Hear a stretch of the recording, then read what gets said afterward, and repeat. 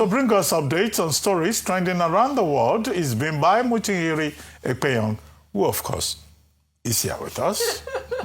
Still on duty. But glad we have Ayo back. Hello, we can have let's do a fresh greeting. You have to do a French greeting. Good morning, Vice Ayo. I like your scarf. So good to see you. Oh my gosh, Ayo. Let's get straight into it and let's bring you some of the stories that have been trending. Now, this is something we've discussed at length already, but due to the importance of a story, it's important for us to bring a spotlight to it. Now, in a dramatic U-turn from official statements discrediting a kidnapping to confirmation that 177 people have in fact been kidnapped from Kurmin Wali, Kajuru local government area, Kaduna State, the nation is still stunned.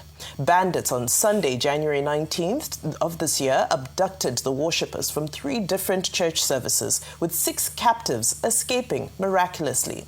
Now, here's a recap of the first official statements that had been made by the Commissioner for Internal Security and Home Affairs for Kaduna State, Sule Shuaibu, and the local government chairman, Dauda Madaki, following reports that a mass abduction had taken place. We have discovered, and it is categorically confirmed, that the issue that is coming out from there is totally false. And as government, His Excellency does not tolerate this kind of false narratives.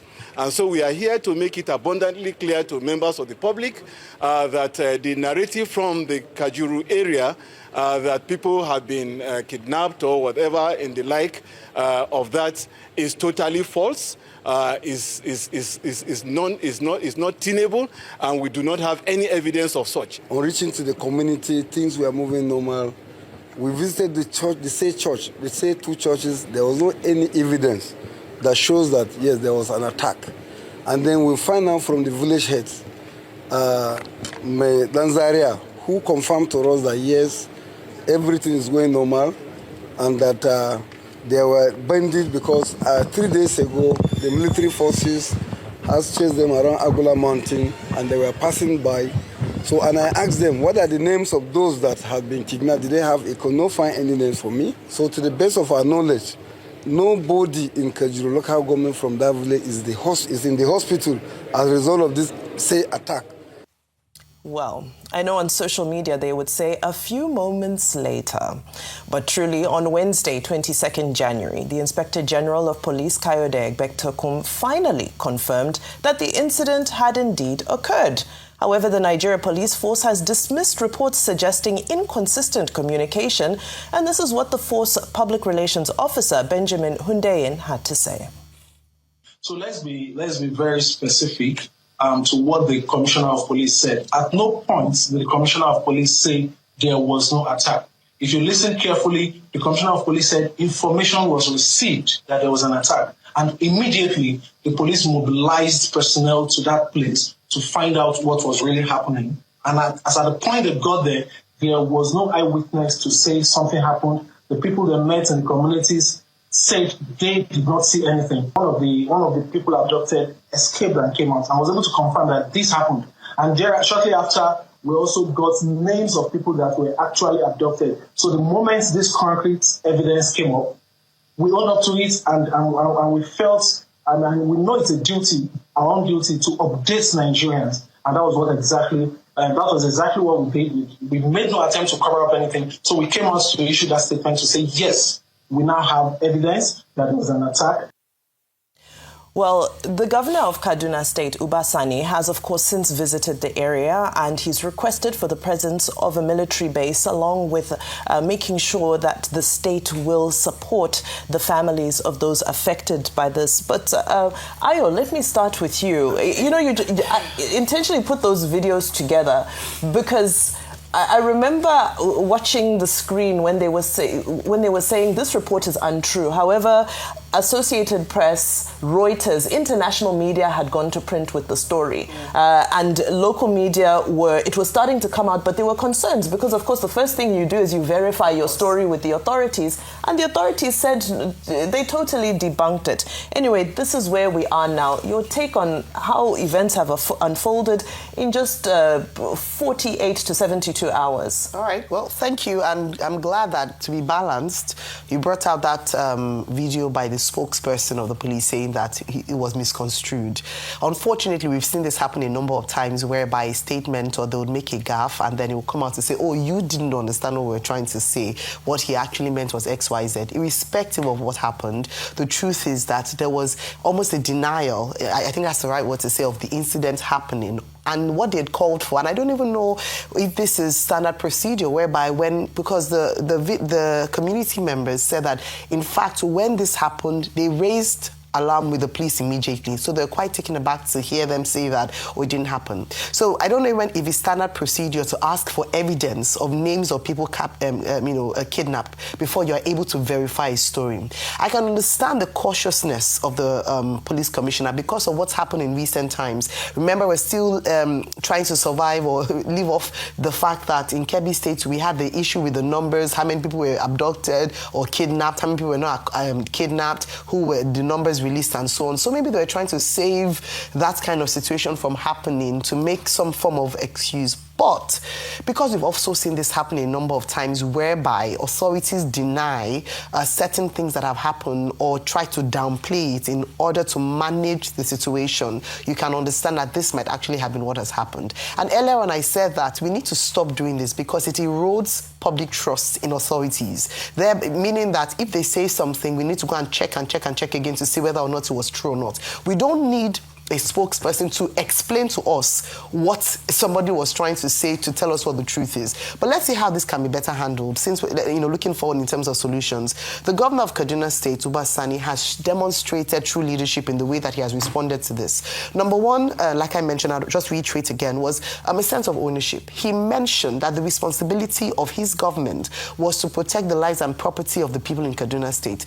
The authorities can take a playbook from this, take responsibility. The second was a clear action plan. What we must do, number one, is that we cannot continue to allow this to happen. We have identified these areas as hotspots for kidnapping. What we'll do is to work with the Minister of Defense to ensure that we put a military base there to prevent this incident from happening. The other thing he talked about was infrastructure development. He said we're going to fix the road leading to that place to ensure that they had, they were able to control it security-wise. One of the things we've continued to talk about, particularly for the north, in order to prevent this incident, is to provide infrastructure for them. Road, water, light, education, ensure that the people are well looked at so they don't feel marginalized. So these are some of the things that we want to see going forward. Can we stop the denial? Yes, it looks bad. Yes, it's embarrassing. Whilst we are fixing the issues or tackling the issues, can we be upfront to the people, even still whilst managing the language, but giving them hope that we are dealing with this, we're on top of this, but it did happen. That's right. And Dr. Abati, should there be any consequences for the local government chairman who said he went to the area, everything was cool and calm,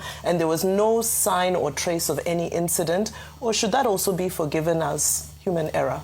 Look, I think there must be some provision in our laws to punish people who shamefacedly, recklessly, brazenly lie to the Nigerian people, because it's become some standard culture among public officials to tell lies.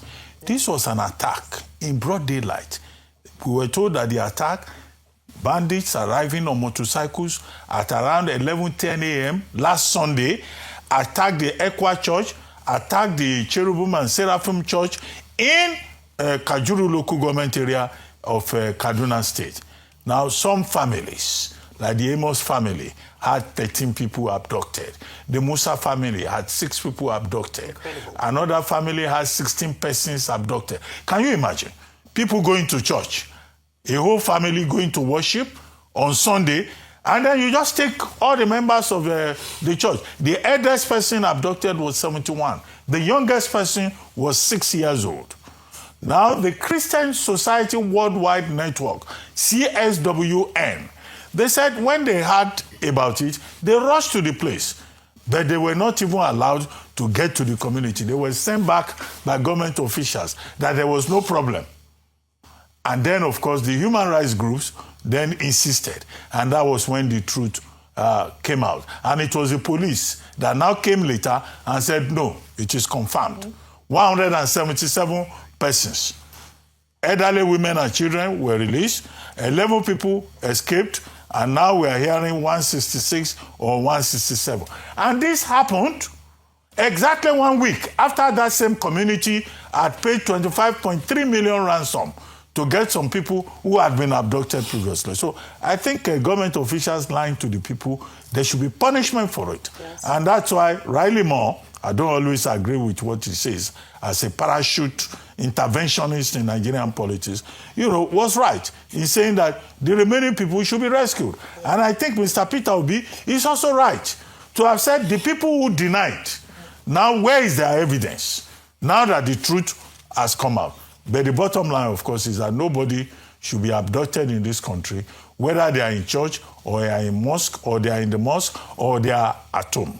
It still reminds us of the crisis of insecurity that we all face. Absolutely. And we end this story with this tweet from Peter Obi, who says, since it has now been confirmed that over 150 worshippers were kidnapped from churches in Kaduna, where and how did those who denied the incident initially get their information?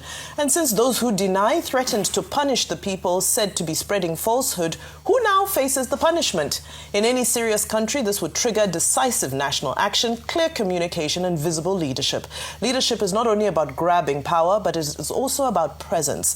It is about speaking when citizens are hurting, acting when lives are at risk, and showing clearly that every Nigerian life matters. Now, while we await the safe return of those abductees, we do hope that there will be consequences for those who did not act in line with their constitutional duties throughout the process. Now, let's go to Enugu State, where the Economic and Financial Crimes Commission, EFCC, on Wednesday handed over the sum of 350,000 naira to the Enugu State government.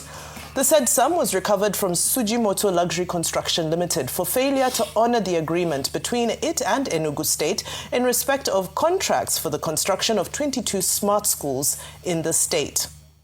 Now, if you remember, a petition had been lodged against the company, which prompted the EFCC to declare the MD wanted, alleging that the Enugu State government paid a total of 5.7 billion naira as advance payment for the construction of the 22 smart schools, but that the contract completion deadline of January 2nd, 2025 elapsed without meaningful progress. You can see the images of what was done with that money on the screen. Now, reacting to this on social media, Nkeru writes, recovering the money alone is not enough. There should also be full accountability on how it will be used for the state's development. Now, Youth in Process also tweeted and said, in the end, the Smart School program was compromised and stalled, creating serious sustainability gaps due to unprofessional conduct. As usual, it is the poor who bear the real cost, while Sujimoto and the government walk away without consequences. Well, it also should be noted in this that Enugu State went ahead with completion of some of the other smart schools in some local government areas. They are functional and they've been commissioned. But Dr. Abati, is this enough? Again, it seems there's a culture of a slap on the wrist. The money has been returned. Is this where this case should end? Okay, I'll be very brief because I think I'm interested in your next story. Okay. Very briefly. Look, we have a culture in Nigeria where contractors collect money. They don't deliver. That's a major issue here with regard to Enugu State. Enugu State said the contractor was given an advance fee to deliver smart schools. But when this issue first came up, the project never went beyond the foundation level. And it was at that point that the Enugu State government raised an alarm that this contractor has collected money. He has missed the deadline. He is continually giving excuses. And so this is standard contractor behavior. Contractors coming to give excuses. But I think we should commend the Enugu State authorities, Governor Mba and his men, saying, this is the money of Enugu State people. You cannot come and collect it. Now, even Governor Mba came under fire because the people of Enugu State and the whole of the Southeast, there were commentators who were saying, why will you take our contracts in Enugu State and go and give to one Yoruba man? when we also have contractors. So the thing became ethnic, it became political. So, but at the end of the day, the Enugu state government insisted that the government would get its money back from this uncooperative contractor. And the EFCC has helped them to get the money back. Now that money, I think it should be seen as very good news that it has been returned. But there should be further questions about contractor behavior. How these contracts are also processed. What gave the contractor the audacity to collect money and not deliver? Are there officials of Enugu state government who did not do due diligence and allow the people, the money of the long-suffering people of Enugu state to get into the hands of, a contractor who will not deliver? These are questions. The second question will be, yes, it's not enough for EFCC to collect the money and return back and say restitution has been done. No, that behavior itself, where it can be established there is guilt, there is an attempt at fraudulent practice, whoever may be involved, must be sanctioned. That also is important. And then the third thing, of course, is for the Enugu state government to make sure that this kind of situation does not arise again, because it's not good music to the ears of the people of Enugu state to hear that a particular contractor has collected money and did not deliver. However, the other good news is that the Enugu state government has gone ahead to complete most of those contracts. But it's a wake-up call that proper due diligence should be done, and contracts should not be awarded on the basis of sentiments. Okay, shall we go to our next story? Please, just one sentence. Yeah, very quickly on this one, because you asked a very important question around, is this enough? And I believe that in the interest of the fact that this is the commonwealth of the people, it is not one man's money, it is the money of the Enugu state people, especially in light of these new tax laws where people are talking about now being very involved in governance. There must be accountability for every single penny spent. I recall that when this story came out, the contractor himself released a video, emotive, and got a number of people crying. People were coming out to stand in solidarity.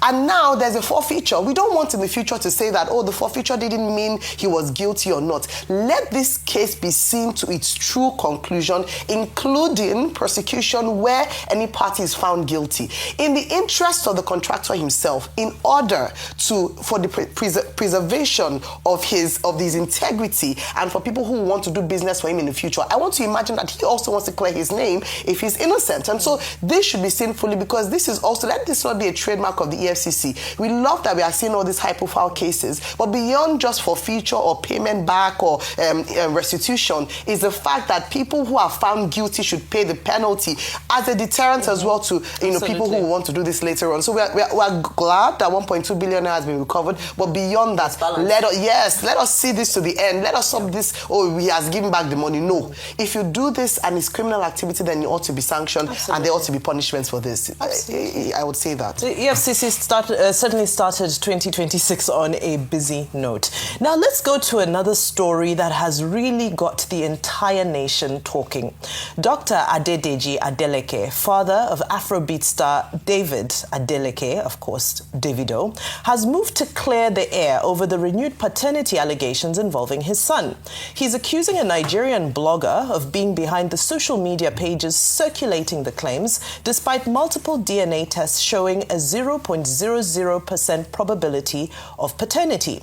Speaking during a press briefing in Lagos on Wednesday, Dr. Adeleke said he decided to address the media to counter what he described as persistent misinformation. According to him, the child's aunt, who resides in Abuja, contacted him directly with messages stating that neither she nor the child's mother was responsible for the online posts. He alleged that the accounts used to push the narrative were being impersonated by a certain Nigerian blogger while providing evidence of message exchanges between himself and the girl's aunt supporting the claim.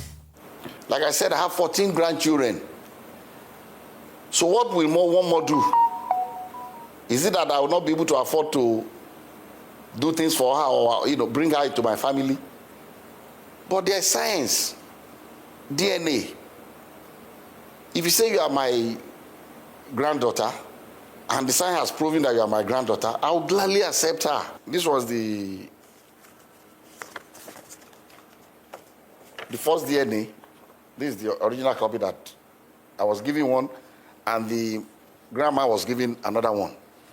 And at the end of the whole story, they wrote here that probability of paternity, 0.00%.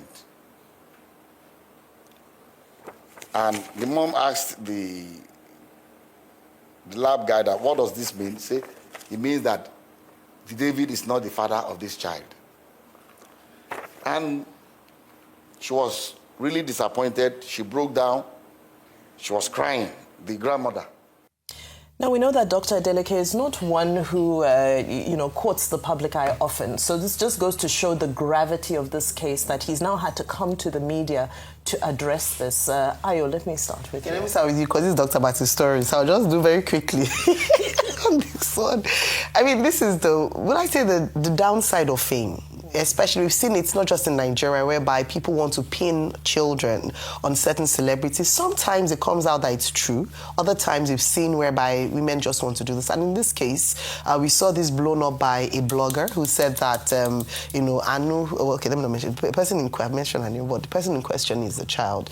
Now, I want to just apologize to Dr. Adeleke. What will make him come and hold this kind of... He doesn't need all this. He's a well-respected man in society. He's an older man who should be enjoying his children and grandchildren. But he felt this was essential to protect the name, that they've worked really hard to preserve, the Adeleke name.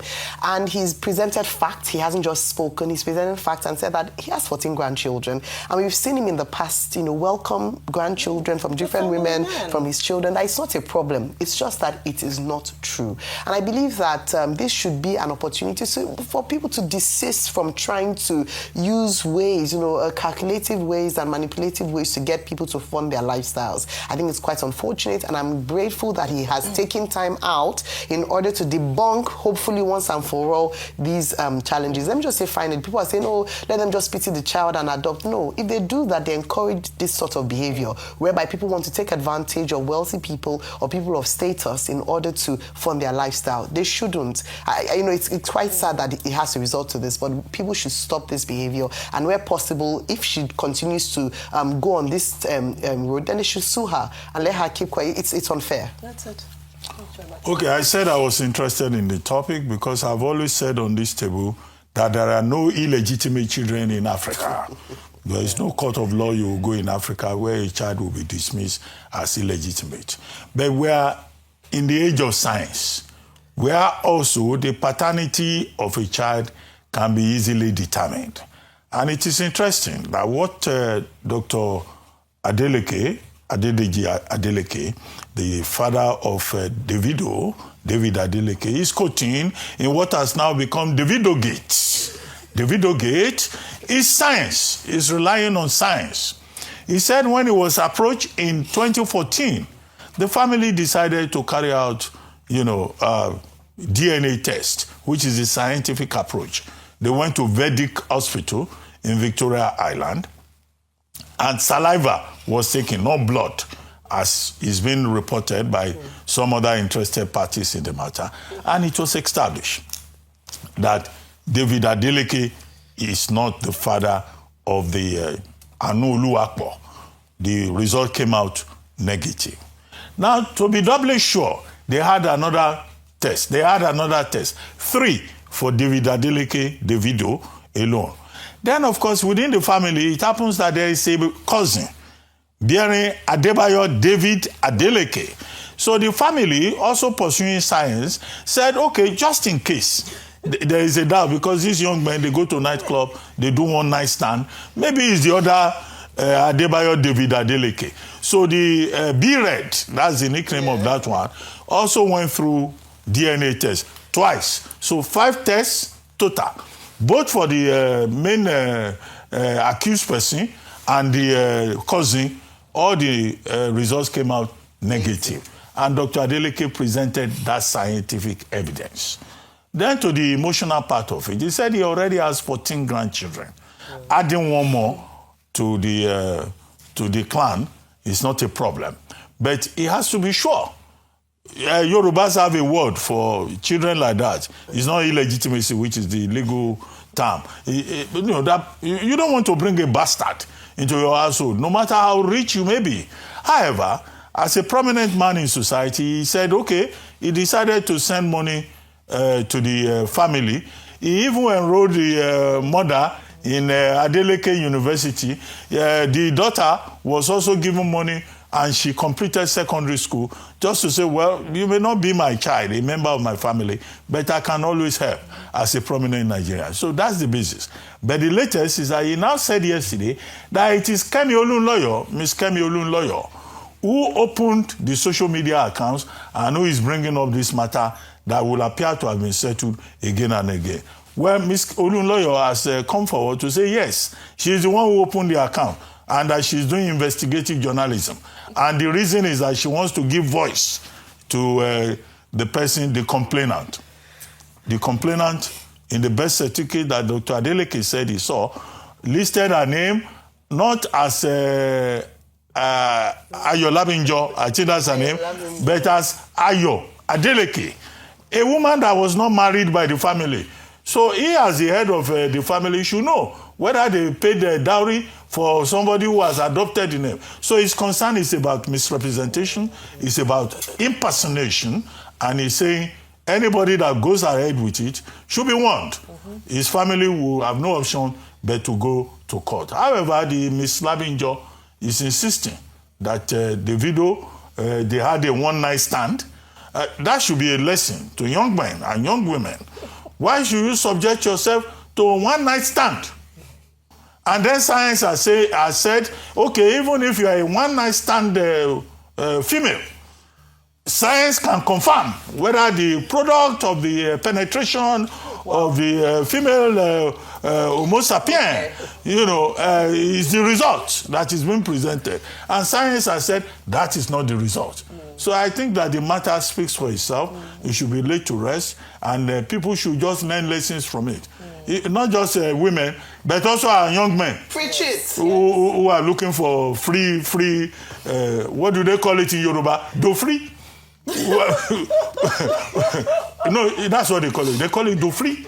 Okay. So young men should be advised. Young ladies should also not constitute themselves into the animal sounds of the neighborhood. I don't want to interpret that.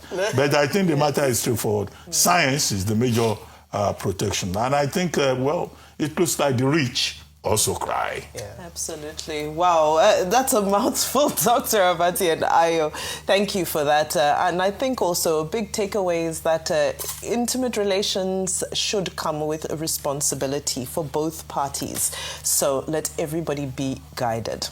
Now to Muhammadu Sanusi II, Emir of Kano, who has commenced lectures at Northwest University in Kano as a 200-level law student. Sanusi joined other students for lectures on Tuesday, dressed in a black flowing apparel and a white turban, which of course got everybody talking. The Emir's lecture attendance followed a special admission offer granted to him by the university last week, and he was admitted into the Bachelor of Law LLB program in Common and Sharia Law. Sanusi is a PhD holder and former governor of the Central Bank of Nigeria and has remained a prominent voice in public life. Now, you see him in this classroom, Ayo, but I think a lot of the responses and the reactions were that people were worried because there was an instance where he wrote his name in the attendance book. And people are saying, should we still be writing our names in attendance book with pen and paper in Nigerian universities at this age? And, the state of the classroom as well. Is there more that can be done for our universities to be more befitting? But, of course, the good story and the happy story of him returning to the classroom. Very great observation. And, on that note, let me speak to that. First of all, the Emir has demonstrated time and time again that he's a lifelong learner. And irrespective of the heights or achievements or experiences that he has, he still has a thirst for knowledge. And that's an example for many people. And a great example, particularly for someone from the North, where we've talked about the challenges that they face with regards to people, children going to school, out of school children, and encouraging people through role modeling that education is still the pathway for success in life. So on that note, excellently demonstrated. He's at Northwest University, one of two universities. He also chose a university in Kano State, where he's Emir. But one of the good things of having prominent people like him going back to the classroom is that we have an opportunity for them to see firsthand some of the challenges that must be addressed, especially people that have the ears of people in power, and not just going into classes like this, but to have good conversations around how we can help for the future generation to have a better experience in the classroom. So I'm hoping that in addition to gaining knowledge at Northwest University, he would leave a mark of change that would catalyze, a change in education sector in Kano State as a whole, and would ripple to other parts of the region and perhaps even in Nigeria. So to your question around, should we now look at technology? Absolutely. Can his presence in the classroom engineer that change? Absolutely. So maybe we should encourage more people to go back to the classrooms and see what the state is, and hopefully they can champion change and moving forward in the classrooms. So kudos to him. He's a great example. And like I said earlier this year, I want to go back to the classroom. So this is another encouragement to go back there and continue to learn lifelong. That's right. You never stop learning. Now let's go to another trending story from a prominent individual as well. Former Lagos State Governor and immediate past Minister of Works Babatunde Fashola, who has dismissed claims that he holds dual citizenship, declaring that he remains firmly Nigerian by choice, conviction and identity. Fashola made the declaration on Tuesday in Abuja during his keynote address at the Nigeria Reputation Summit 2026, organized by the Nigerian Institute of Public Relations, where he spoke extensively on national identity, migration, patriotism, and Nigeria's global image. Well, of course, this generated a lot of response. This user on X, Bashir, said, "Wow, that's surprising. Someone of Fashola's caliber not having US or other countries' citizenship, astonishing." Well, Smart also commented and said, "What is dual citizenship when you have money?" Dr. Abati, people are saying that, well, when you have all the comforts and conveniences around you, it's very easy to be proudly Nigerian and to not have to look for dual citizenship or Plan B, as many call it. What's your take on this? Okay, very quickly. The former governor of Lagos State, former Minister of Works, Babajide Raje Fashola, SAN, was commenting on issues like migration, identity, visa policy, patriotism, and Nigeria's global image. And it was in that context that, one, he addressed the issue of visa restrictions. And he said Nigeria should not be apologetic. Nigeria should not be a country that will be begging other countries to allow its people to have access. Nigeria should engage with the rest of the world from a position of confidence and pride. And I think that not too many people will disagree with that Nigeria should be confident enough to say, this is where we stand. We are not a country that exports criminals. We're a country of people who have a lot to add to the world in terms of growth and development. And then he went on to talk about his own personal choice, to say, look, he doesn't have dual nationality. He doesn't have dual citizenship because he believes in Nigeria. He has received all his education here in Nigeria, and the nation's reputation is shaped by its own people. And that we all have a shared responsibility to defend our country and to behave in a manner. And if there are any problems, we also have a shared responsibility to confront those problems. And that's how a country can build a reputation. And I think, again, he's right in that regard when he says dual nationality is not what defines you. After all, in the United States, there is a conversation now that initiated by President Trump that if you have dual nationality, you have to make a choice. You cannot say you belong to Nigeria, you also belong to the United States. When you don't get opportunities in Nigeria, you come and use your American passport to come and collect benefits. So what the former minister, former governor was saying is clearly very realistic.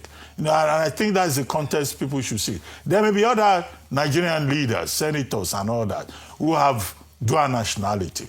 Okay? But he is saying, speaking for himself, that patriotism is important in that regard. He's talking about belief in your own country, even if our laws make it possible for you to have dual nationality. But it's a matter of personal choice and of an example. Just the same way in which the Sultan, the Emir, the second Kano, was showing an example for young people in an environment where a lot of out-of-school children are running into over 11 million. And then you see the Sakin Kano himself still going to school with a PhD, with all that he has achieved. That is supposed to inspire younger people. Absolutely. But about his uniform, law faculties have uniforms. Maybe eventually he will wear the uniform. But at least he got the color code right. He got the color code right. But the significance of his example is what I think is more important. And in any case, law lecturers don't mind. Whether you're a general, you are a sultan, you are a monarch, you are a former head of state, they don't care. Yeah. You know, it's a faculty of law. They treat everybody equally. You know, after all, a former head of state, two-time head of state, President Obasanjo, went back to school to get PhD. The lecturers will not look at your face. You put in the work, you get the degree. So you think the lecturer will ask him to stay back to repeat any... No, you were saying he had to register for attendance. Yeah, look at Unilag here. When I was there. If you don't meet the required number of days that you must be in class, you will not be allowed to write exam in the faculty of law. You will see the names there. If you don't see your name on that list, nobody is going to allow you to enter. So that's the kind of discipline that faculties of law all over the country determine. Once they sent me out because I wasn't wearing a white... They sent you out? I wasn't wearing a white shirt. I wasn't wearing a white shirt. The man said, sir, you are not properly dressed. Please, you can't write my exam. When I got outside, 5 people had removed their shirts for me to wear. I had to wear somebody else's shirt. That's the culture. And I'm sure he's a distinguished a man, and he will respect the rules. Absolutely. So I have a cheeky question for Mr. Fashola. Do his children have dual citizenship? Well, no, he's speaking for himself. I know what he said. I was speaking about being patriotic. He's the one in public service. I know I said cheeky. Yes. Because he's saying that you should be proud of your country. I hope that everybody... I personally go and do investigative journalism. Anybody in office like your sister. Shouldn't have a plan B. Kemi Olu lawyer. Go and do investigative journalism. Thank you so much. That's all we've got on What's Trending. Is that all? That's all. Oh, okay. Our time is up. And that's all on today's edition of The Morning Show.